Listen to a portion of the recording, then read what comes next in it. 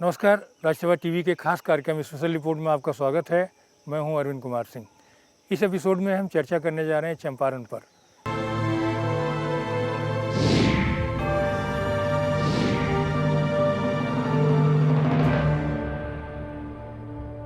चंपारण जिसने महात्मा गांधी को हिंदुस्तान के असली स्वरूप से साक्षात्कार कराया, साथ ही साथ भारत के ग्रामीण विकास का एक मॉडल भी उन्होंने यहाँ से देने की कोशिश की। लेकिन पिछले 100 सालों में चंपारण में काफ़ी कुछ बदला है, काफ़ी तरक्की हुई है, लेकिन साथ ही साथ कई तरह की चुनौतियाँ भी कायम हैं। आपने पिछले एपिसोड में देखा कि गांधी जी के पद चिन्हों वाले उन तमाम गाँवों की क्या दशा थी। अब आगे हम आपको दिखाने जा रहे हैं कि यहाँ की खेती बाड़ी की क्या दशा है, क्या नए बदलाव आ रहे हैं।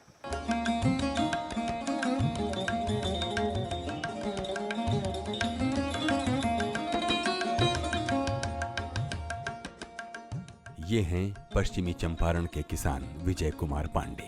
आलू की खेती से ऐसा नाम और धन कमाया कि पूरे इलाके में इनका नाम आलू पांडे हो गया।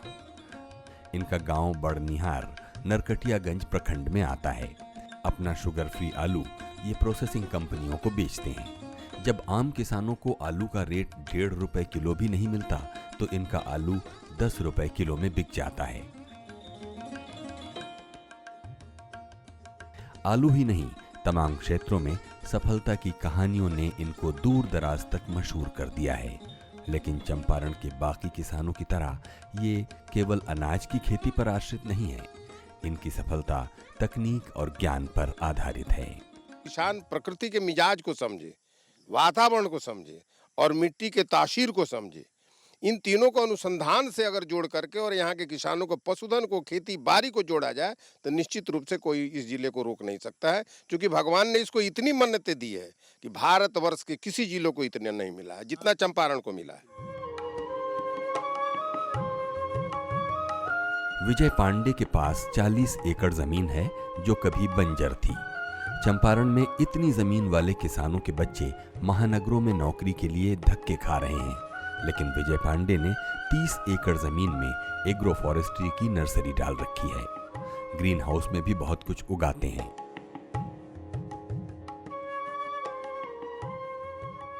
सालाना 5 लाख से अधिक पौधे बिहार और पश्चिम बंगाल सरकार को बेचते हैं। 60 देसी गायें भी पाली हैं, जिससे गोबर गैस प्लांट चलता है। इससे बिजली बनती है और मीथेन गैस से उनका ट्रैक्टर और कार भी चलती है। देखिए, हमारे यहाँ कृषि विज्ञान केंद्र है और पूसा में एग्रीकल्चर यूनिवर्सिटी भी है। एग्रीकल्चर यूनिवर्सिटी के अंदर जितने अनुसंधान हैं, मैं कहता हूं कि वो वायुयान की गति से चल रहे हैं। बीच में जो प्रसार का तंत्र है वो बिल्कुल बैलगाड़ी के रफ्तार में है। ऐसे में आप छोटे किसान हो या जमीन की उत्पादकता हो, कैसे कल्पना कर सकते हैं कि यहाँ से सोना उगलेगा? एक तरफ सरकार, एक तरफ अनुसंधान, एक तरफ बैंक। ये जब तक एक नई रणनीति के तहत सबको एक व्यवहारिक रास्ता नहीं अपनाया जाएगा, उन्नति होने वाला नहीं है। विजय पांडे जिस हरिनगर इलाके में ये सब काम कर रहे हैं, वहां 90% इलाके में गन्ने की खेती होती है। फिर भी किसान बेहाल हैं। उपजाऊ जमीन और तमाम खूबियों के बाद भी चंपारण का ये इलाका कृषि संकट की ओर बढ़ रहा है। हालांकि चंपारण के किसान बला के मेहनती हैं, जिनके पास आधुनिक उपकरण नहीं, वो हल और बैल से ही परंपरागत खेती कर रहे हैं। इन किसानों के ही बूते पर देश का पहला अनूठा चंपारण सत्याग्रह सफल रहा था। यहाँ की उर्वर धरा पर नील की खेती से अंग्रेजों ने और फिर चीनी मिलों ने भारी मुनाफा कमाया। किसान की जो लागत है, खाद की दाम बढ़ गई, डीजल का दाम बढ़ गया, वो आज बिजली का रेट बढ़ गया, आज हर क्षेत्र में बढ़ोतरी हो गई। लेकिन अनाज के क्षेत्र में जो उपजाऊ है, जो उपजाया गया है, उसका कोई भी अभी भरपाई नहीं हो पाई है। इसके कारण कभी किसान का जो कोई चीज़ कमी होती है तो दाम बढ़ जाता है, कभी कभी तो कोई खरीदने वाला नहीं रह जाता है सामान। इसलिए किसानों में यही कारण है कि किसान जगह जगह पर आत्महत्या कर लेते हैं। आज किसान की स्थिति हमारे यहाँ है। हमारे यहाँ तो जो चीनी मिल थी, चीनी मिल सब बंद हो गई। चंपारण जिले में का एक आर्थिक स्थिति चीनी मिल पर बहुत प्रभावित है। आजादी के बाद चंपारण की तस्वीर बदली, लेकिन भूमि सुधार नहीं हो पाया। अरसे से घाटे की खेती कर रहे छोटे और मझोले किसान फिलहाल गहरी पीड़ा से गुजर रहे हैं। हालांकि पश्चिमी चंपारण के इस इलाके को ग्रीनरी ऑफ बिहार कहा जाता है और यहाँ 3 फसलें होती हैं। गन्ना यहाँ की लाइफलाइन है और बिहार की सबसे ज्यादा चीनी मिलें यहीं हैं। धान की कई बेहतरीन किस्में भी ये इलाका देता है, लेकिन हल बैल से खेती कर रहे छोटे किसान हो या ट्रैक्टर और आधुनिक उपकरणों से लैस बड़े किसान, सभी परेशान हैं। जलवायु परिवर्तन का असर भी यहाँ दिखने लगा है। खुद पश्चिमी चंपारण के भाजपा सांसद मानते हैं कि संकट गहरा है। लेकिन किसान आज भी उदासीनता के कारण में है। बिजली कैसे पानी मिल जाए, सिंचाई की व्यवस्था दुरुस्त हो जाए और उसकी क्रय केंद्र मजबूत हो जाए। धान की क्रय केंद्र नहीं है आज की डेट में। धान की जब खेती कटनी हो जाता है तो किसान मजबूर है औने पौने दाम पर बेचने का। मंडी की कोई व्यवस्था नहीं है जो मंडी के हिसाब से खरीदारी हो सके और खरीदारी के बाद किसान को खुशहाली मिल सके। अब जैसे गेहूं का सीजन था, गेहूं हालांकि पत्थलबाजी से प्राकृतिक आपदा से नुकसान हुआ, फिर भी गेहूं हुआ है तो उसका कोई क्रय केंद्र नहीं है। बनिया औने पौने दाम में, बिचौलिया औने पौने दाम में देंगे। गांधी जी अपनी चंपारण यात्रा में सबसे पहले पूर्वी चंपारण पहुंचे। चंपारण के किसान बहुत मेहनती हैं और भारी उपज देते हैं, लेकिन उनको वाजिब दाम नहीं मिलते। वहीं बिचौलिए फल फूल रहे हैं। एमएसपी पर खरीद की योजना यहाँ विफल है और बाजार हस्तक्षेप योजना से किसान अनजान हैं। इसी नाते इलाके से पलायन बढ़ता जा रहा है। यहाँ एक माननीय कृषि मंत्री जी के माध्यम से एक आर्या प्रोजेक्ट आया है, जिसमें कि रूरल यूथ को बाहर जाने से रोकना है और एग्रीकल्चर के क्षेत्र में उनको एक दिशा प्रदान करना है ताकि वो अपने स्वरोजगार के क्षेत्र में कदम बढ़ा सकें। तो उसमें हम लोग काफ़ी मछली पालन, मुर्गी पालन और छोटे छोटे बकरी पालन, इस तरह के उनको हम लोगों ने प्रशिक्षण दिया हुआ है और प्रशिक्षण करा के उनको फिर फॉलो करते हैं। लंबे समय से लोकसभा में इस इलाके का प्रतिनिधित्व भारत के कृषि और किसान कल्याण मंत्री राधा मोहन सिंह कर रहे हैं। कृषि मंत्री राधा मोहन सिंह ने चंपारण में कृषि विकास की नई कोशिशें की हैं। उनके प्रयासों से कई इकाइयां लग रही हैं। कृषि अनुसंधान प्रयासों से गेहूं की उत्पादकता 31 कुंतल प्रति हेक्टेयर तक पहुंच गई है, जबकि धान 27 कुंतल तक। गन्ना तो 600 से 700 कुंतल तक पैदा हो रहा है और कुछ किसान तो 1000 कुंतल तक पैदा करते हैं। फिर भी कृषि अर्थव्यवस्था हिचकोले खा रही है। खेती की लागत बढ़ी है और आमदनी घटी है। किसानों के साथ खेतीहर मजदूरों का दर्द और बढ़ गया है। हर चीज़ की उपजा बहुत ज़्यादा हो गई, वो मेरे साहब उपजा ना रहे, लोग भूखे मरे, तारा तारा करे। एक दिन खैले 2 दिन 3 दिन रह जाए। यही पर तो आज़ादी बा, घटी लग जाता उसमें। अब मान लिया कि ऐसो पत्थर पड़ गए, हमने गेहूँ से भेल ना, माल के खाए ला लेहन भेल ना। अच्छा, अब खाद हो गई महंगा, लेबर हो गई महंगा, 300 रुपया लेबर लेता तो राउत कितना काम करी। महात्मा गांधी 16 अप्रैल 1917 को चंपारण के जिस चंद्रहिया गांव पहुंचे थे, वहां की तस्वीर भी बहुत अच्छी नहीं है। यहीं गांधी जी को चंपारण से चले जाने का सरकारी आदेश मिला था। 6000 की आबादी वाले इस गांव में चंपारण शताब्दी के नाते काफी रौनक है। बहुत से लोग गांधी स्मारक पर पहुंच रहे हैं। मुख्यमंत्री नीतीश कुमार ने यहां से मोतिहारी तक 8 किलोमीटर लंबी पदयात्रा निकाली। उसी दौरान गांव की सड़क भी बनी।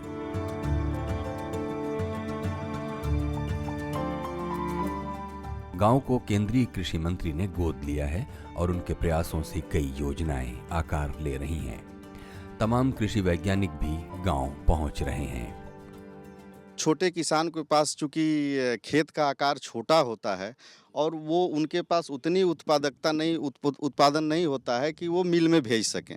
तो उसके लिए जो ये गुड़ प्रोसेसिंग प्लांट का उद्घाटन अभी 9 जून को हुआ है, जिसमें माननीय कृषि मंत्री भारत सरकार और स्वामी बाबा रामदेव जी के माध्यम से हुआ है, ये उस किसानों के लिए काफ़ी लाभदायक सिद्ध होने वाला है।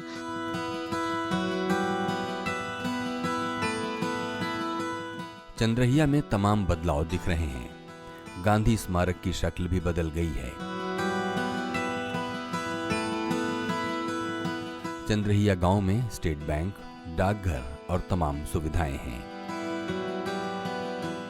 प्राइमरी स्कूल के साथ लड़कियों के लिए कस्तूरबा विद्यालय भी है, लेकिन 25% दलित घोर गरीबी में दिन बिता रहे हैं। भूमिहीनों और गरीबों की सुविधाएं ताकतवर लोग हथिया ले रहे हैं। ग्रामीणों की आजीविका पर संकट है। शराबबंदी ने जरूर गांव पर अच्छा असर डाला है, लेकिन सफाई अभियान के तमाम दावों के बावजूद अधिकतर महिलाएं खुले में शौच को विवश हैं। समझिए कि ये 10 से 15% घर में शौचालय है। अच्छा। भाई 80% से 85% लोग खुले में जा रहे हैं। तो ये ला सरकार का खोजे के चाहिए जो हाँ केकरा कितना जमीन बा, केकरा नहीं के मिलत, केकरा मिलता, ये ला कोनो खोजी नहीं के। हमने के 5 गो बेटी बा, एगो कमनिहार बा, खेत बाड़ी नहीं के, तो हमने के ना कुछ मिलल। आज जकरा धनी के बस एकरा फंड मिलता। पूर्वी चंपारण में बड़हरवा लखनसेन गांव में गांधी जी ने 100 साल पहले भारत का अपना पहला बुनियादी विद्यालय खोला। उसके परिसर में गांधी प्रतिमा और शिलालेख के अलावा काफी टूटे फूटे सामान उस दौर की याद दिलाते हैं।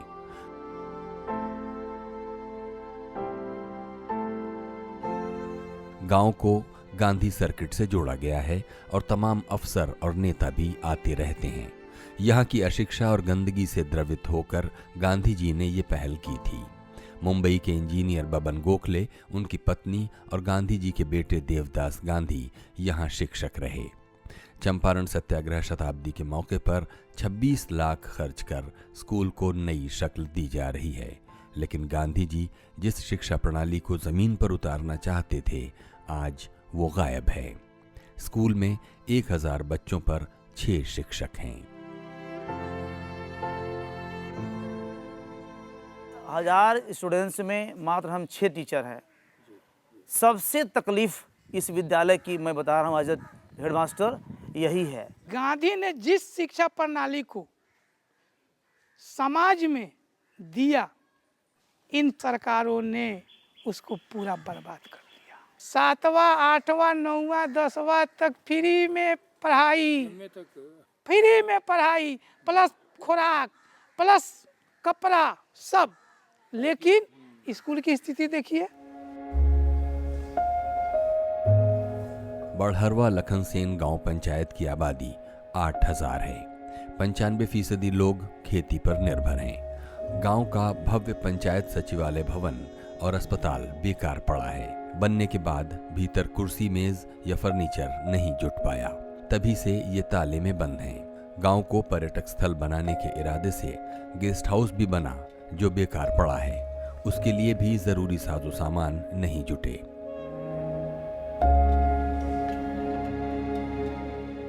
कुछ उत्साही ग्रामीणों ने गांधी स्मारक सह ग्राम विकास समिति बनाकर कुछ नई पहल की है। साफ सफाई दिखती है, लेकिन किसानों की स्थिति बेहतर नहीं है। गांधी जी जिस चंपारण क्षेत्र में छोटे और लघु उद्योगों के जाल बिछाना चाहते थे और उसके माध्यम से ग्रामीणों की आजीविका के साथ उनको आर्थिक संपन्नता देना चाहते थे, वो काम फिलहाल ठप है।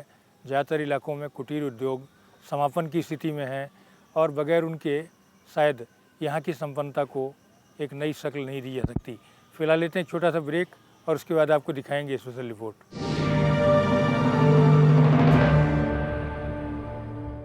ब्रेक के बाद आपका स्वागत है। आप देख रहे हैं हमारा खास कार्यक्रम स्पेशल रिपोर्ट और मैं हूं अरविंद कुमार सिंह। हम चर्चा कर रहे हैं चंपारण पर। चंपारण में बीते दशकों में कई तरह के बदलाव आए हैं और साथ ही साथ कृषि अनुसंधान तंत्र ने भी कई मोर्चों पर सफलता हासिल की है, लेकिन इन सब के बावजूद किसानों को वाजिब मूल्य मिलना आज भी यहाँ एक बड़ी चुनौती बना हुआ है।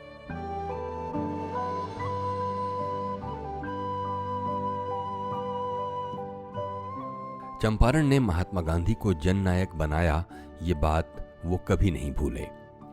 ग्रामीण विकास में उनकी कोशिशें जारी रहीं। गांधी जी की आखिरी चंपारण यात्रा 1939 में हुई और तभी वृंदावन आश्रम स्थापित हुआ।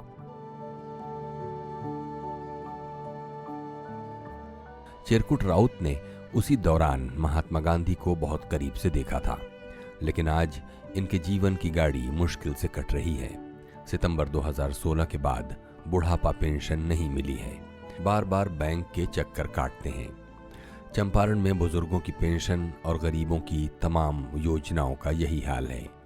जो गांव कभी भारत में ग्रामोद्धार और बुनियादी शिक्षा का अहम केंद्र था और जिसे गांधी जी ने बिहार का तीर्थ कहा था, उस गांव की ये हालत वाकई चिंताजनक है। सरकार का बूढ़ा पेंशन नहीं कर देता, तो वो बूढ़ा पेंशन बा तो कबो 6 महीना बीत जाता, कबो 4 महीना बीत जाता, और पैसा उठा के बैंक वाला मैनेजर मारे आप गरज खोल करे, हमने का लागता है धौरा।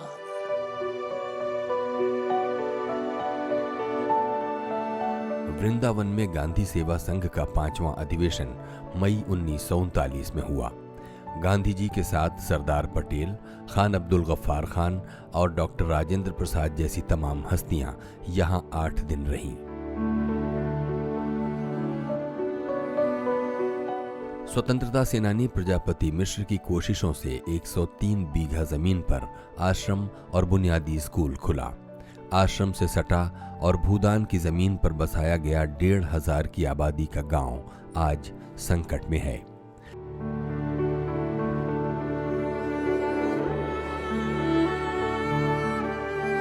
पहले ग्रामोद्योगों से जीवन की गाड़ी खिंच जाती थी, लेकिन अब काफी युवा पलायन कर गए हैं।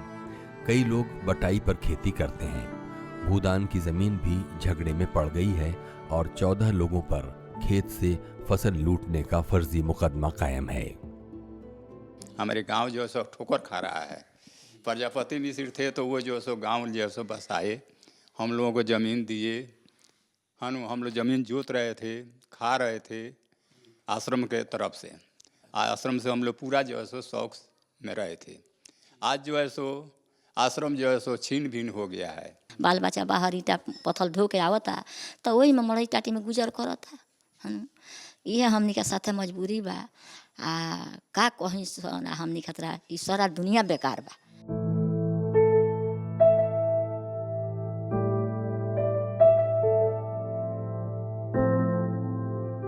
वृंदावन से बुरी दशा मधुबनी खादी ग्रामोद्योग की है। कभी यहाँ इस इलाके में 10,000 महिलाओं के चरखों की गूंज सुनाई पड़ती थी। काफी ग्रामीणों को रोजगार मिला था, लेकिन सब कुछ तबाह हो चला है। इसके विशाल परिसर में सन्नाटा पसरा है। इमारतों पर झाड़ झंकाड़ उगाए हैं। गांधी जी यहाँ 17 जनवरी 1918 को आए, लेकिन खादी और ग्रामोद्योग का जाल उनके प्रिय मथुरा दास पुरुषोत्तम ने 1934 के भूकंप के बाद फैलाया। यहाँ 2000 बुनकर काम करते थे और कोल्हू से लेकर तमाम गतिविधियां चलती थीं। 1981 के बाद यहाँ की दुर्दशा शुरू हुई। सरकार ने कोई मदद नहीं की और सब कुछ तबाह होता रहा। इतना कारोबार यहाँ का फैल गया कि यहाँ 200 बुनकर प्रतिदिन काम करता था बुनाई घर में। 200 करखा चलता था केवल, और 10,000 कतिन यहाँ के काम करती थी।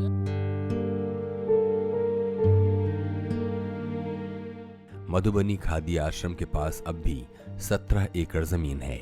इसे कभी ग्रामोद्योग का अनूठा मॉडल माना गया था। यहाँ की बेजोड़ मूंगा खादी दूर दूर तक मशहूर थी।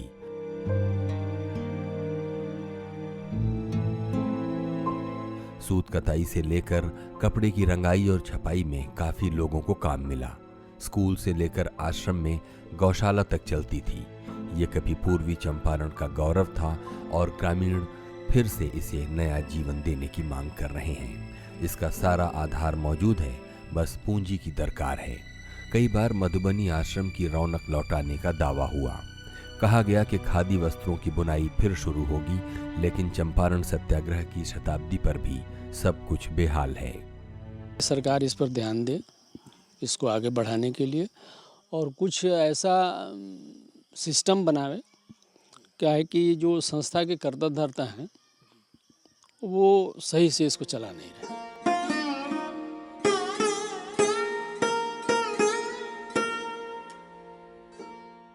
चंपारण पर हमेशा देश की निगाह रही।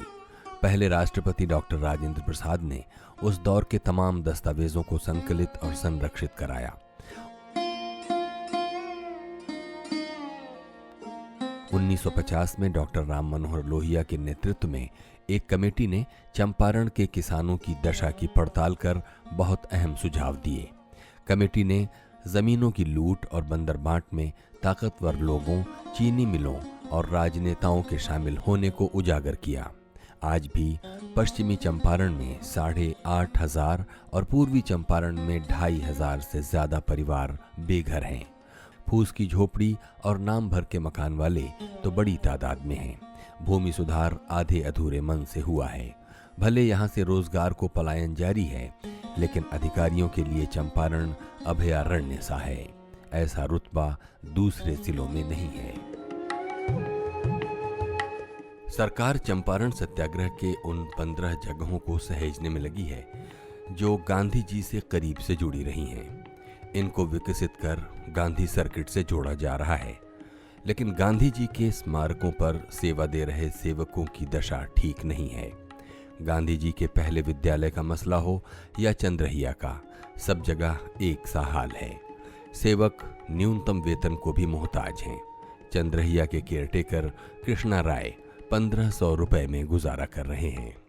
गांधी जी जहाँ जहाँ गए थे विशेष रूप से, तो उसमें हम लोगों ने 15 जगह मार्कआउट किया है, जो इस जिले में जो विशेष रूप से गए थे, जहाँ उनके कार्यक्रम चले थे, उन सब जगहों को विकसित करने के लिए। वहाँ पर किसानों के लिए, विद्यार्थियों के लिए, नौजवानों के लिए तरह तरह की सुविधाएं उपलब्ध की जाए। उन्हें हम गांधी सर्किट रोड से सारे जगहों को जोड़ना चाहते हैं। सर जो मतलब 96 से ड्यूटी करते आ रहे हैं, जब भी आते हैं आप लोग मिलते हैं यहाँ पर, फिर भी मतलब जो हमको जिला का स्तर से चाहे सरकारी स्तर से कोई सुविधा साधन नहीं मिला।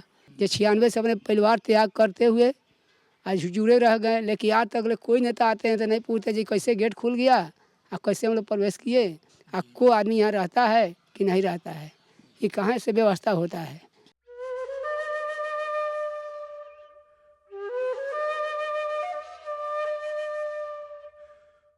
चंपारण सत्याग्रह के दौरान की तमाम धरोहरें आज नष्ट हो रही हैं। बेतिया की हजारीमल धर्मशाला तो सबसे खस्ता हाल है, जहां गांधी जी 2 महीने रहे थे। 1892 में सेठ हजारीमल झुनझुनवाला ने इसे बनवाया था।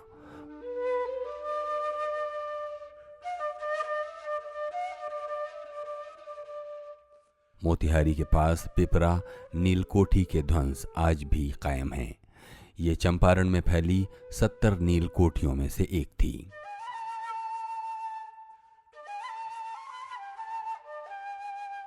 गांधी जी यहां पर नीलहों से संवाद करने गए थे। यहां अब एसएसबी का कैंप है, जिसने स्मारक को सहेज कर रखा है।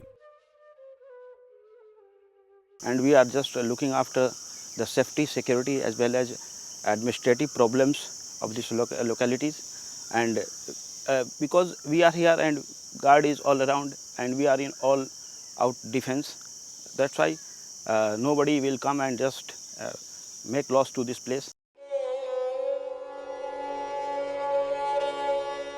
मोतिहारी चीनी मिल के 2 पदाधिकारियों नरेश श्रीवास्तव और सूरज बैठा ने चंपारण सत्याग्रह शताब्दी में आत्मदाह कर लिया। काफी हंगामा हुआ। वो बंद मिल के 60 करोड़ रुपए के बकाये के भुगतान को लेकर गुहार लगा रहे थे, लेकिन न प्रशासन ने सुनी न राजनेताओं ने। 1934 में स्थापित ये मिल एक दौर में खुद से जुड़े 25,000 गन्ना किसानों का मुख्य आर्थिक आधार थी। कभी ये किसानों को एडवांस तक दिया करती थी। कुप्रबंधन के नाते 2004 के बाद ये डगमगा गई। मिल पर किसानों का करीब 18 करोड़ बकाया है। बंद मिलों और वाजिब दाम न मिल पाने के कारण चंपारण में गन्ना किसानों की स्थिति दयनीय होती जा रही है। गन्ने की खेती का रकबा कभी 3 लाख हेक्टेयर होता था, लेकिन वो आधा घट गया है। नीतीश कुमार ने चुनावों में यूपी से अधिक गन्ने का दाम दिलाने का वादा किया था, लेकिन हालत पहले से खराब हो गई है। घाटे में तो नहीं जा रही थी, माली की कमजोरी से। मेन बात है कि मिल बंद हुआ है। मजदूर का बकाया है 43 करोड़ रुपया और किसान का है 17 करोड़, 60 करोड़ रुपया बकाया है। इसी के लिए हम लोग धरना प्रदर्शन 7 अप्रैल से हम लोग किए 10 तक। बिहार में हुई शराबबंदी जरूर एक अहम काम है। चंपारण सत्याग्रह के 99वें साल में हुए इस काम को सबने सराहा है। इसके लिए भी चंपारण की महिलाओं ने ही सबसे पहले आवाज़ उठाई थी। अब इसका गांव पर अच्छा असर दिखाई दे रहा है और लड़ाई झगड़े भी कम हुए हैं। औरतों की दुनिया भी बदल रही है, लेकिन स्वच्छता अब भी यहाँ एक गंभीर चुनौती है। मोतिहारी जैसे शहर में सड़कों पर कूड़ा फेंकने की परंपरा कायम है। जिन गांवों में गांधी जी ने स्वच्छता का पाठ पढ़ाया, वहाँ की भी तस्वीर बदलने की ज़रूरत है। फिर भी बहुत से बदलाव तो हुए ही हैं। जहाँ तक नगरपालिका का काम है, कोई काम नहीं होता है। सारे ड्रेनेज सिस्टम, सारा सफाई व्यवस्था यहाँ अच्छा नहीं है।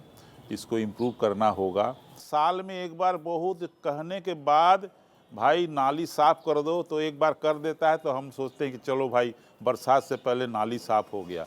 पहले तो नाली वगैरह में गंदगी का कोई सवाल ही नहीं था। शहर बहुत स्वच्छ शहर था। पहले तो हम लोग पी के आई तो बेचैने हम रही जे हाँ पी के घर में लड़ो भड़ो करी जे दूसरे से झगड़ा दन हुई।